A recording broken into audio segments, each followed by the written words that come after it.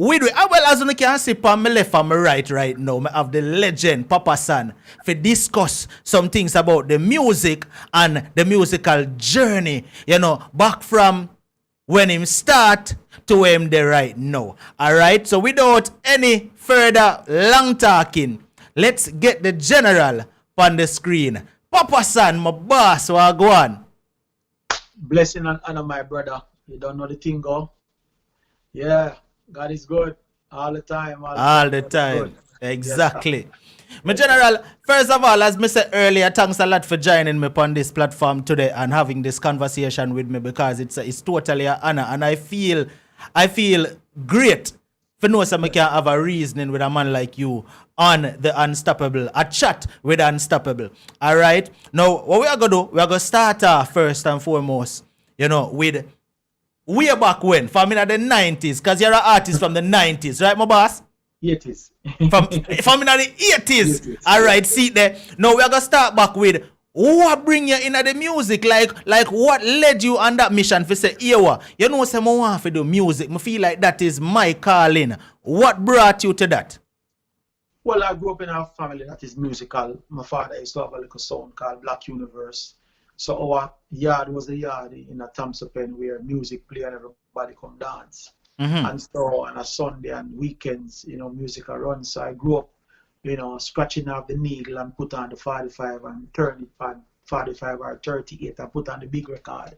And growing up, I listen to albums, and albums in a jacket, vinyls and all them things there. So that was my life, all throughout my life. And so music was a big part of my life. My family and everybody just love music, and that's how I started out doing music. So when I moved to Delaware City from Thompson Pen, actually I started pursuing it, as my dream. I used to do like birthday parties and talent shows until I entered Tasty's talent show. Yeah, and then from there, we started just go all about go sing for any song for no money at all. Yeah. You name the different songs them where we hung around them time, and them time it was Sassafras. And I would name Shuka Shine from Black Scorpio. And so the early time when Echo died, General Echo died, a friend of mine, Calvin, introduced me to a song called Stereophonic. That was Echo's sound. I went on Stereophonic. It was Madu and Yu Madu and Stereophonic those days, and a DJ named Django and the next DJ named Donovan. That's where the fast talking started from. And so from Stereophonic, I went on as apprentice, and then came out to be the leader of the sound because I have so much lyrics. So I'd be ahead of my time at that time. My first sound clash was a song named Arrows with a DJ named Liberty and Shamba way back. And so that was my first song clash, and from there we moved from Stereophonic to Lee's Unlimited with the first Lee's Unlimited owner. We have Johnny Ringo and Welton Larry and myself. Yeah. And then a second man by Lee's Unlimited, which is Vincent Lee, Lee, on the same song. Yeah. And this time it's just me, Kelly Rankin, and General Boggs. And then we use the Lee's Unlimited now, and we get Sound of the Year, and we dominate a whole heap of sound clash through that time. And then all of us go to foreign with the song. At the time you chat with song go foreign, you never really chat with band. So every artist have a song. You have Aces, you have Yellowman, you have Peter Mitchell, you have Metro Media, you have Black Scarpa, you have General Trees, you have Lee's Unlimited, you have Papa San. You have all of the big artists them have a song. Never have a band, even though one and two artists work with band. But band was mostly for singers like Greg Rice and Dennis Brown and them. But DJ and all, you have Stereograph, you have Charlie Chaplin and Josie Will, you have Jalov, you have Brigadier Jerry. If you go right down the line, every sound have their own artists, and every one of them artists are big artists in them days, And so we went to abroad and ram out and black out everywhere, and the one of the madmen for the sound decided to them now come back to Jamaica. They stay back because everybody lived kind of big life at the time, and shows are ram out everywhere and all of that. And so I came back. I'm the only one came back from the sound, and when I came back, I was in great demand for other sound to grab a hold of me. But by that time, my career lived even more at that time. I started getting hit songs and stuff like that. I start moving to an next place. So what I'm gonna do, I'm gonna find a song that need to be lifted up, than find a song already up there. Right. So I went on a song called Creation, rock tour from Spanish Town, which was run by Michigan and Smiley. But Michigan and Smiley was so busy doing shows all over, so I take that song over and then rise that song to the top at the time, And so from there onward, then more hit records start coming, and so we have to leave off from the sound now because the sound can't hold the artist them no more. The dancehall can't hold the artist them no more. Because dancehall can't pay the artist them enough money on stage show, make demands and foreign and trips are foreign. I take more from us. So that's how special came about. Because every artist who have a sound start leave the sound and go foreign for stage show because Right. so them have to end up put them voice on the vinyl to leave it back with the sound like we're in at the dance. Right. You understand? Yeah. Special was basically for singers like Philip Fraser and singers like Johnny Asburn and them artists from way back, And so DJ start the more special now because special was mostly for singers. Because the sound them lose them DJ now, Hadmar them have to travel and I know Bailey did it in time, Bailey for pace and rhythm, Yeah. So Bailey have to travel and everybody have to travel. So in them days the special get more things. So when the Beanie and the Bounty and come in, special them kind of just take that era there and special just take another lift with Shabba them and everybody. But it start way back. But you just climbing the ladder. I just giving you the history of whenever we start overnight, whenever I get anything in our silver spoon or mouth. Right. We started from go up on sound truck. When sound truck backs up, you take off of the sound truck. You have to strip up to the land. Right. You build a river and then go sing. Yeah. And then drive for the sound truck. Yeah. And see that's speaking of and speaking of specials, it lead me to ask you this question now because the thing is, artists these days have it easy. Artists these days have it easy opposed to it be far easy. Because back in them days, you have to hold a dance. And exactly. Like 9 o'clock and dance around 4 o'clock. And every time you play a vinyl, you have to keep it to the version. Yes. And sometimes we are DJ and 9-10 lyrics from the version before we go to the next song. But imagine I do that from 8 o'clock, 9 o'clock till 3-4 in the morning. You can't have 3 lyrics over a dance. You can't you have to have lyrics over that.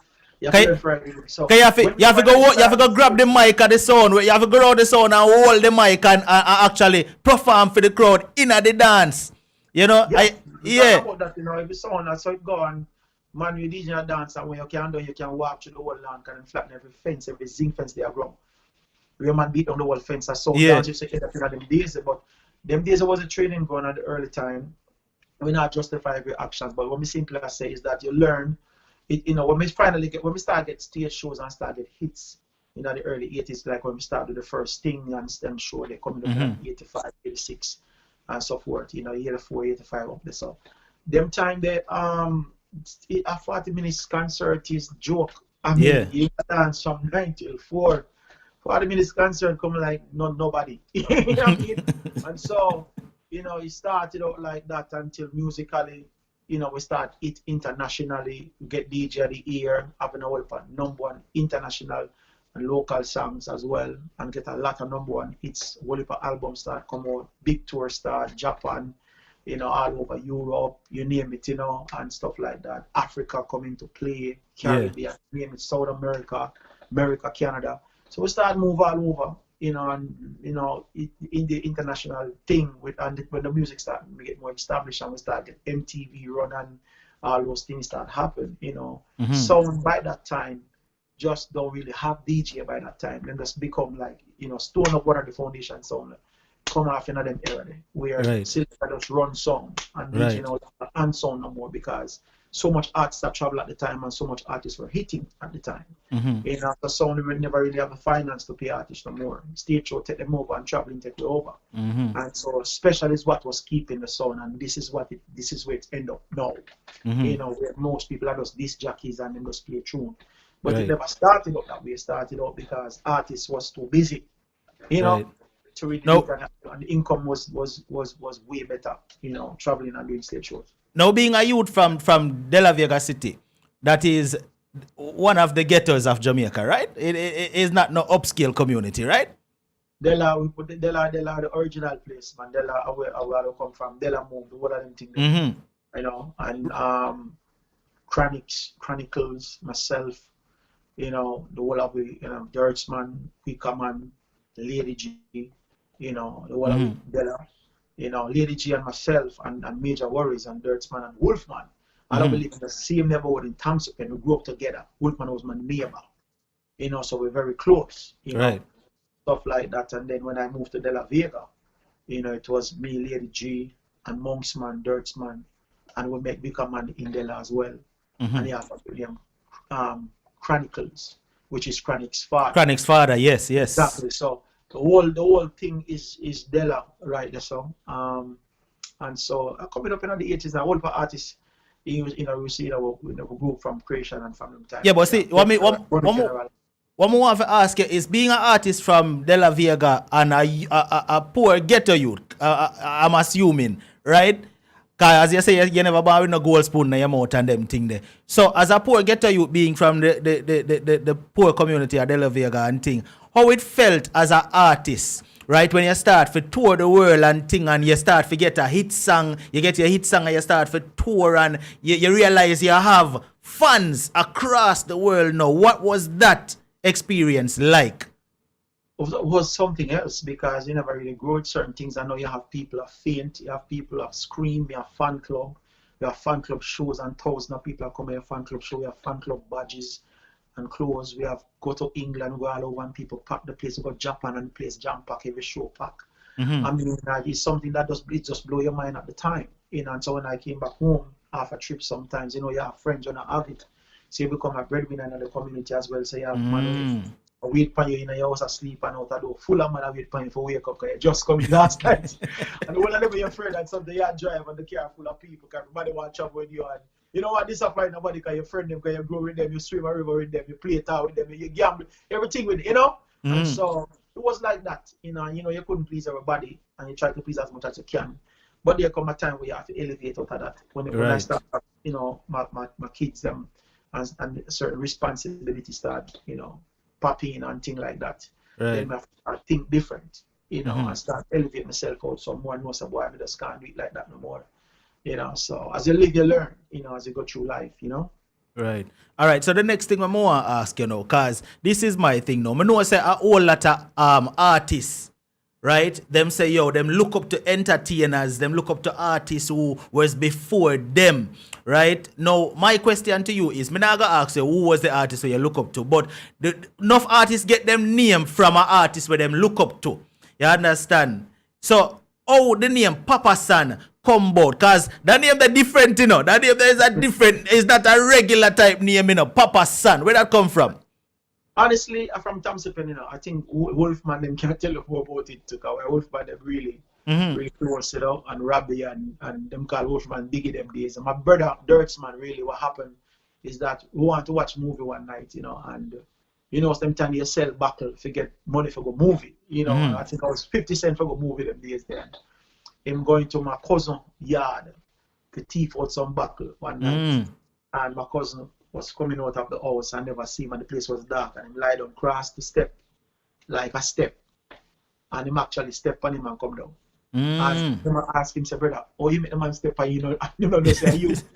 There must be dirt, and the name Dirtsman stick on him, and through me the brother for him now, them just label me as son, and that's how the name came about. I didn't have nothing to do with it, it's just him, what I'm saying, so they just label me son, and them days when you have a name, them always put something to the name when you're artist, either have general or ranking or papa or to a name. So we just put papa to the son, and so forth. So that's how the whole thing came about. It's a family thing, it's a family thing. Being that you're such a legend in the music, and we not even got touch upon the Christian part of things yet, we still depend your dancehall era, right? Being that you're such a legend in the music for years, do you think that your work where you put in the music as a dancehall entertainer over the years, do you think that where dancehall music is right now, it makes you proud? Does it make you proud to see where dancehall music is right now? Knowing that you are one of the men that will really plant the seed for dancehall music. I can tell in two ways. I know say you can't mention dancehall music without calling it certain artist name, and my name is one of the main names. Definitely. And all the artists look up to what I do. As a Christian now, I'm looking at different. I still love dancehall music, but gospel music. Right. You know what I mean? So I would love to see them follow me this direction like how they follow me before. You know, if the first life they can set that trend, they can imagine a life, yeah. You know what I'm saying? So as they follow me back then, the legacy we really want, you know, not the legacy from the past, what the legacy now. But a lot of people come follow what me I don't know, and a DJ when me a DJ now, and sing the Bible, and I set more better, you know, a proper foundation. You know, because we're still a dancehall artist, but we're a dancehall gospel artist, and I'm a Christian. You know what I'm saying? And so my heart and my dream is to say, Chow, look how much people you inspire over in the secular that talk like you, talk fast, and you inspire them so much. My heart is to see them come back and get the inspiration from the side more than anything else. You know, that's my heart, you know? Right. All right. So tell me this though, because this is a question that I want to know the answer to personally. I don't know about the viewers, but me personally want to know this. We are going to talk a little bit about the Christian side of things now.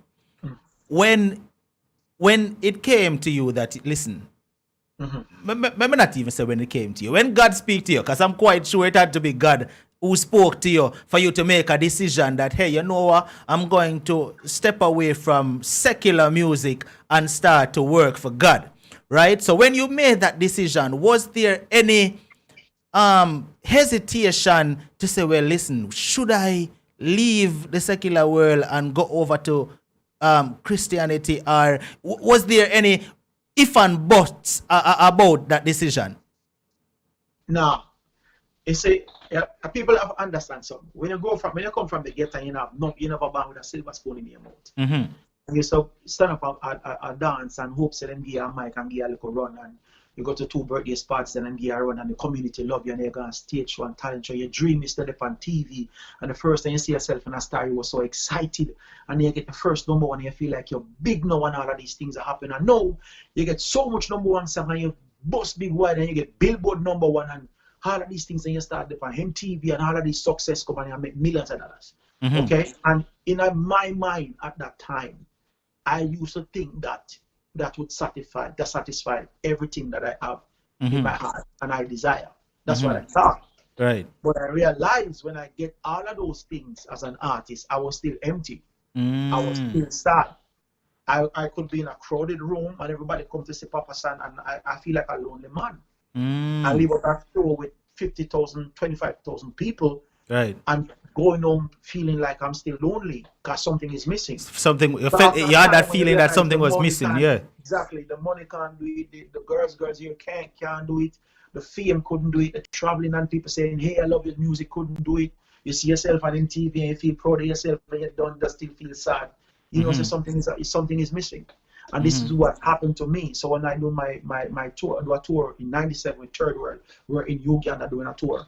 And after I came off of the tour and I got back home, you know, the conviction was really on my heart heavily about giving my heart to God. You know, and I wasn't a church person. I don't grow up in church. As I tell them, my yard was a yard where you play a sound system when I go to church. You know, remember me going to church every Sunday and nobody can go to church. I can barely remember 2 days in Sunday school, you know. So I don't really have a church background family like that. So, and I'm saying to my wife, the man who don't want like go to church, I tell my wife, so I can't be to a church because I have to give my heart to the Lord. And she could not even understand what I was going through. I didn't fully understand it. All I know, I need Jesus. That's all I know. But I know, understand what was happening. It was the conviction from the Holy Spirit that was dealing with my heart, pointing me to Christ. I understand it now by reading the Bible. And so we went down to a church that in June 97, and I talked to the pastor there about what I was going through, you know, and it was even Baptist church, you know, and the church pastors like Pastor Smith, you know, and you have a junior pastor and Pastor Williams as well. And I spoke with them down, I spoke with Pastor down there, and he led us to Christ. You know, my wife and I surrendered to Christ. I gave my heart to him. I repent of everything that I've committed. You know, and from that moment on, it's like a light turn on. You know, I can't explain it. All I know is that the only thing I can say, once I was blind, but now I see. Again, we're good, son. So we are going to get back into the conversation. Where did we leave off, my general?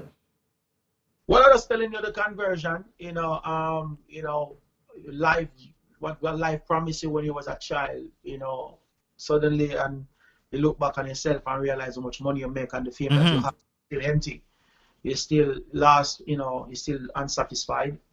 And so I began to see God, and I went to that church in June '97, and the pastor led me to Christ. It was a Evening Baptist Church, and pastored by Pastor Dr. Reverend Winston Smith, and my wife and myself and Pastor Williams as well.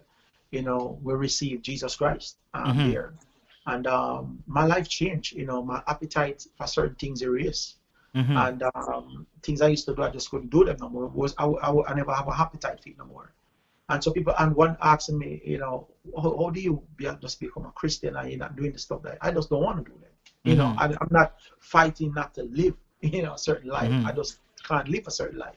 That's not me no more, Right. Not God. I say it erased. I'm a born again person. Right. So I think by the time I'm not struggling to live a Christian life. This is who I am. That's how I live. This is how I want to live. And so my life just take an awesome turn from that time, and I've been singing for God since 7 album, and I'm a belt. I'm on the 8th album now, and God is just doing an amazing thing through our lives, and God is good. 8 gospel albums since you've been saved.